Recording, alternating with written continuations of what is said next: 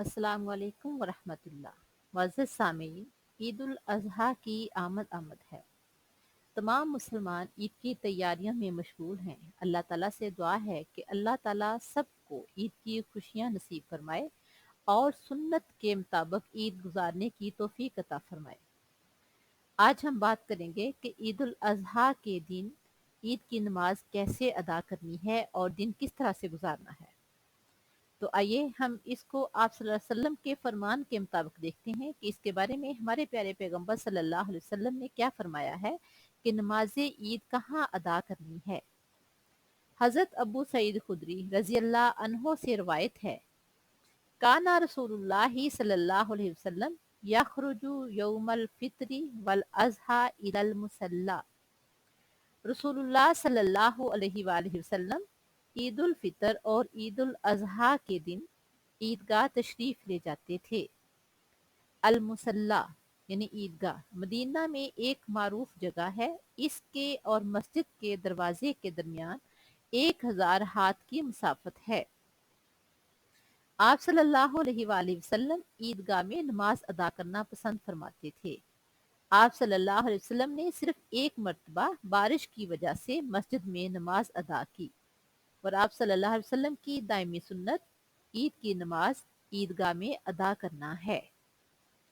इसके बारे में खवातीन को भी हुक्म दिया है कि वो भी ईदगाह में नमाज अदा करें। इमाम मुस्लिम ने हजरत उम्मे अतिया रजी अल्लाह अन्हा की हदीस रवायत की है।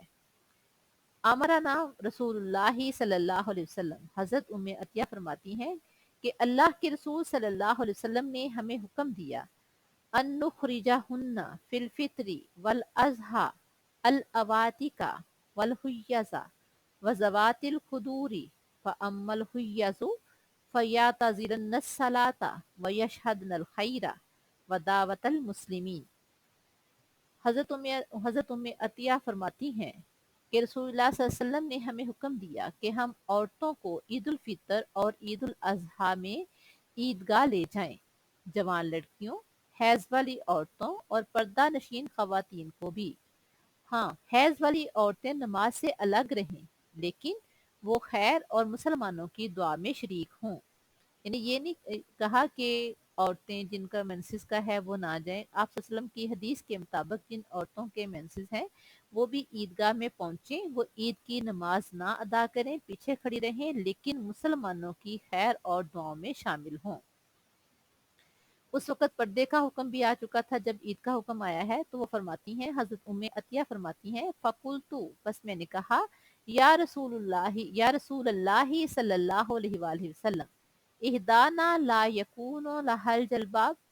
ए अल्लाह के नबी सल्लल्लाहु अलैहि वसल्लम, हम में से अगर किसी के पास जलबाब ना हो, यानी चादर जिसको ओढ़कर पर्दा करके हम ईदगाह में जाएं, तो आप सल्लल्लाहु अलैहि वसल्लम ने मना नहीं किया कि ना जाएं। फरमाया, काला, फरमाया, लितुल बिसहा उख्तहा मिन जलबाबिहा, उसकी बहन उसे अपनी चादर उड़ा दे, यानी अपनी बहन की चादर में वो सिमट कर चली जाए, लेकिन ईदगाह जाए, क्योंकि वहां मुसलमानों के लिए जो दुआए खैर है उसमें शामिल हो।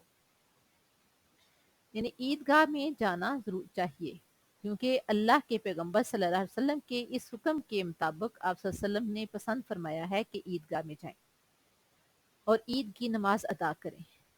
नमाज ईदैन का वक़्त तुलुए आफ्ताब के बाद नफली नमाज अदा करने का वक़्त है। यानी वक़्त कब शुरू होता है? जब सूरज तुलू हो जाता है और ज़वाले आफ्ताब से पहले तक इसका वक़्त रहता है।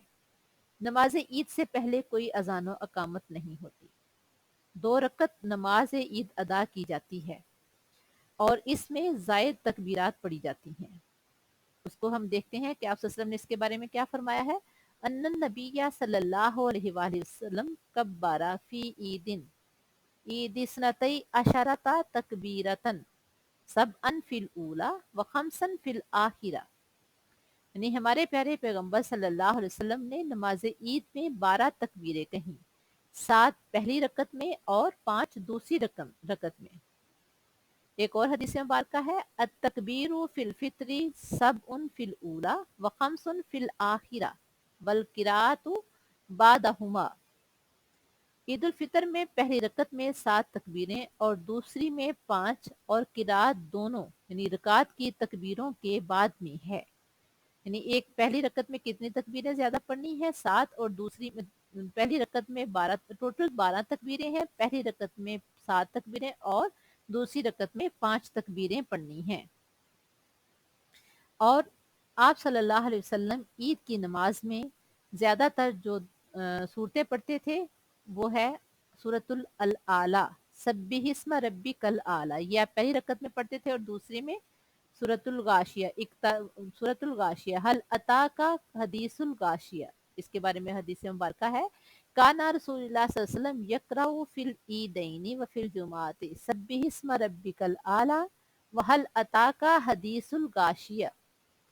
یعنی آپ صلی اللہ علیہ وسلم جمعہ میں اور عیدوں میں سبح اسم ربک الاعلیٰ اور حل اتا کا حدیث الغاشیہ پڑھا کرتے تھے.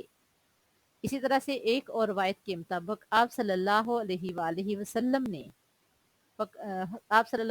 نے کاف والقرآن المجید اور اقتربت الساعۃ وانشق القمر، یہ بھی دونوں صورتیں پڑھی ہیں. عید کی نماز کے بعد عید کا خطبہ ہوتا ہے جو کہ سننا چاہیے، جس میں مسلمانوں کو عید کے بارے میں مسائل بتائے جاتے ہیں. عیدگاہ کے لیے جاتے ہوئے اور راستے سے جانا چاہیے اور آتے ہوئے اور راستے سے آنا چاہیے. یہ ہمارے پیارے پیغمبر صلی اللہ علیہ وسلم کی سنت ہے.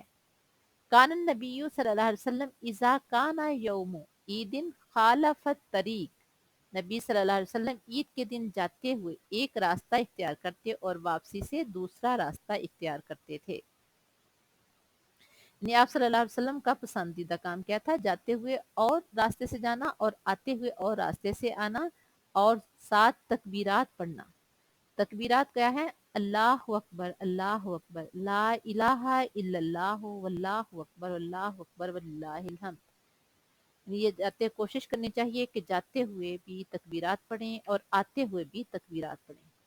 عید الفطر میں تو آپ صلی اللہ علیہ وسلم کی سنت کے مطابق گھر سے جاتے ہوئے کچھ کھا کر جانا چاہیے. آپ صلی اللہ علیہ وسلم کھجوریں کھاتے تھے، سنت کے مطابق جاتے ہوئے کھجوریں کھا کر جانی چاہیے. اور عید الاضحیٰ میں آپ صلی اللہ علیہ وسلم پسند فرماتے تھے کہ آ کر کھایا جائے. اور مسنون کیا ہے کہ جانور کے گوشت کے ساتھ اپنے دن کے کھانے پینے کا آغاز کریں. اگر بھوک لگی ہے یا دل چاہ رہا ہے تو کچھ اور کھا سکتے ہیں، لیکن آپ صلی اللہ علیہ وسلم کا پسندیدہ طریقہ کیا ہے؟ جانور کے گوشت کے ساتھ اپنے کھانے پینے کا آغاز کرنا. یعنی ہم مختصراً یوں کہہ سکتے ہیں کہ روزے عید غسل کرنا اور بہترین لباس پہننا مستحب ہے. عید الفطر میں نماز عید سے پہلے طاق اعداد میں کھجوریں کھانا، اور عید الاضحیٰ میں عید کے بعد قربانی کے گوشت سے کھانے کی ابتدا کرنا مسنون ہے. آپ صلی اللہ علیہ وسلم نماز عید عیدگاہ میں ادا فرمایا کرتے تھے، البتہ بارش کی حالت میں مسجد میں نماز ادا کی جا سکتی ہے. آپ صلی اللہ علیہ وسلم نے عورتوں کو بھی عیدین کے موقع پر عیدگاہ جانے کا حکم دیا ہے، البتہ عورتوں کے لیے لازم ہے کہ وہ عیدگاہ جاتے وقت گھروں سے نکلنے کے لیے شرعی آداب کی پابندی کریں.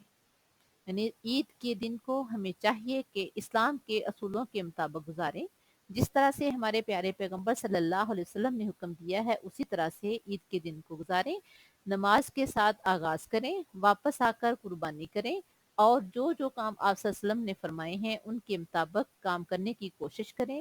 اللہ تعالیٰ سے دعا ہے کہ اللہ تعالیٰ ہمیں سنت نبوی پر عمل پیرا ہونے کی توفیق عطا فرمائے، ہمیں اسی طرح سے عید کا دن گزارنے کی توفیق عطا فرمائے جس طرح سے ہمارے پیارے پیغمبر صلی اللہ علیہ وسلم نے پسند فرمایا تھا. عید کی نماز پڑھنے کی توفیق دے اور قربانی کرنے کی توفیق دے، اور ہماری تمام جو کام ہم کرتے ہیں ان تمام کو اپنی رحمت سے قبول فرمائے. وما علینا الا البلاغ. السلام علیکم ورحمۃ اللہ.